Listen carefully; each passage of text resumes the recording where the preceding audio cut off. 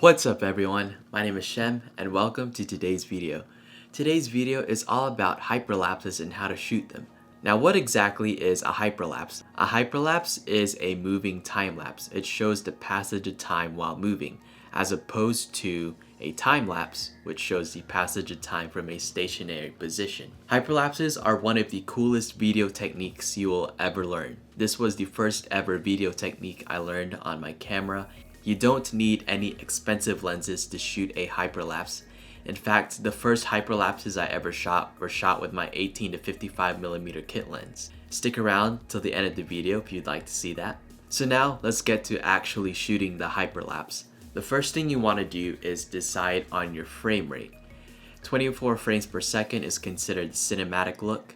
That is the frame rate that all movies are shot in, even though we don't know it's 24 frames per second since we've seen so many movies in 24 FPS. We've been trained to associate that frame rate with the cinematic movie look. And plus 24 frames per second is the easiest to shoot in because essentially each picture you take will equal 1 frame. So 1 second of hyperlapse equals 24 pictures. And if you want to make a 5-second hyperlapse, that's going to equal 120 pictures. Now, if you shoot at a higher frame rate, like 30 or 60 frames per second, that's going to equal you taking a lot more pictures. Now, the next thing you want to do is to shoot in a RAW picture format. Shooting in RAW means that the image will retain all of its data and will give you the most flexibility when you edit in post. The next thing you want to do is to turn on your camera grid. This will help keep you aligned with your subject as you move around. And now you have to find a focal point on your subject. In my example, I used the clock on the church as my focal point. Now aim your camera at the focal point, take a picture, and then take a step in the direction you want your hyperlapse to go. And continue to repeat that process until you have the desired number of pictures you want. Now this isn't a photo editing tutorial, this is a Premiere Pro tutorial, but I use Lightroom to edit my pictures, and how I do it is I edit one picture, copy the settings from that picture, and paste it to the rest of my pictures. And then I save it as JPEG because Premiere Pro can't process RAW files. Now this is another reason to shoot RAW with your camera in the first place. When you save your pictures as a JPEG on your computer, those pictures will go through one round of compression and will lose some details and data. So if you shoot with JPEG in the first place, that's one round of compression your pictures are going through. And then when you save your pictures again as JPEGs on your computer, that's a second round of compression that your pictures are going through. Alright, so now all that's taken care of, let's open up Premiere Pro and I'll show you how to put together the hyperlapse. Alright, so now we have Premiere Pro open. Now the first thing we're going to do is go down here to our bottom left, go to our project panel and double click. And now you want to find the folder that has all of your saved pictures in it. Now click on the first picture and make sure that image sequence is selected. Then click open.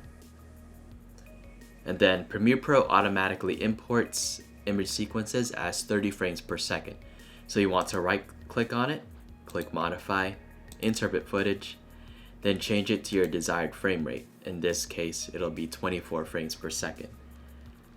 I use 23.976 because I shoot Canon, and when Canon cameras say 24 frames per second, technically it's actually 23.976 frames per second.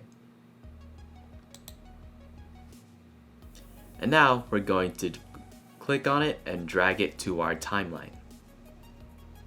And then you'll get an image or a video that looks like this.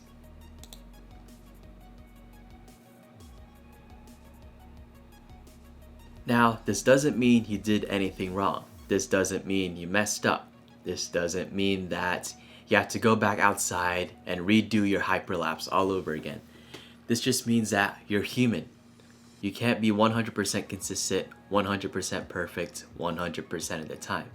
And that's okay, because this is where computer science comes in. Go to your effects panel, type in warp stabilizer, then click and drag that to your clip, and then let warp stabilizer do its magic, let the C++ do its work, And while you're waiting for Warp Stabilizer to analyze and do its thing, just sit back and relax and think about the amazing programmers at Adobe. Alright, so Premiere Pro has finished doing its work. Now let's see the finished product.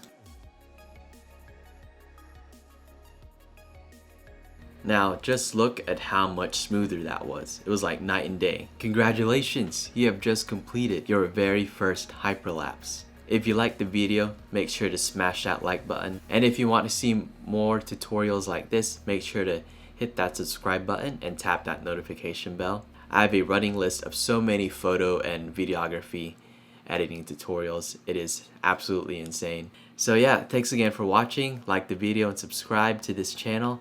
And as a thank you for making it all the way to the end, please enjoy the very first hyperlapses that I took in Charleston. Alright, let's bring down the cinematic black bars and roll clip.